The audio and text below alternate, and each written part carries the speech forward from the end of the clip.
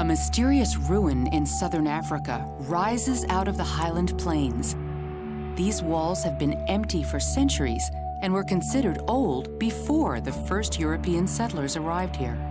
The African people who lived around the ruins, the Shona, called them Great Zimbabwe, or stone houses, but they offered few clues to what happened to the people who lived here. In the 1800s, European colonists who first saw the structures did not believe that Africans could have built them. Instead, they thought the houses were the product of an ancient white civilization that disappeared thousands of years ago. Europeans admired African art, but they considered African science and technology to be inferior. They believed that Europeans were superior to Africans, who they thought were primitive and incapable of building complex structures. Zimbabwe was a problem for European scholars. If native Africans had built this complex of granite walls and towers, it was proof that they were not inferior after all. Europeans turned to a German geologist, Karl Mauch, for an explanation. Mauch tried to take credit for Zimbabwe away from native Africans and make European domination seem like a natural condition.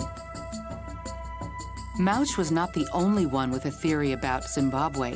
Cecil Rhodes was a driving force behind the European colonization of southern Africa, and he was determined to prove the theory that Great Zimbabwe had been the capital of an ancient Phoenician colony. To prove his theory, Rhodes hired Richard Hall to inspect the ruins.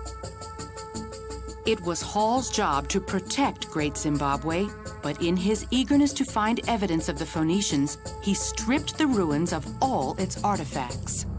Archaeologists in England raised a huge outcry over Hall's poor treatment of the site, and they demanded that he be replaced. So an unbiased professional archaeologist was sent in by the British Association for the Advancement of Science in 1906, a fellow by the name of David Randall McIver, who conducted brief excavations in what was left of archaeological deposits at the site, and came to the conclusion that they were entirely of African origin and medieval in date, and he even estimated the age for the elliptical building at somewhere in the 15th century due to his knowledge of the Chinese glassware found in the site. MacIver found that Great Zimbabwe had been part of a thriving African culture. It was home to skilled artisans and stonemasons who built the complex, and it was a magnet for trade from as far away as China. In the 1300s, Europe was in the Middle Ages, but Great Zimbabwe's master masons began work on their most enduring monument, the Great Enclosure. MacIver's findings shocked the white-dominated government of Rhodesia, where Great Zimbabwe stood. At the time, the idea that Africans were capable of an achievement on such a scale disproved the colonial view that Africans were uncivilized. The Rhodesian government rejected MacIver's findings and covered up the truth until 1929, when English archaeologist Gertrude Caton Thompson confirmed his findings.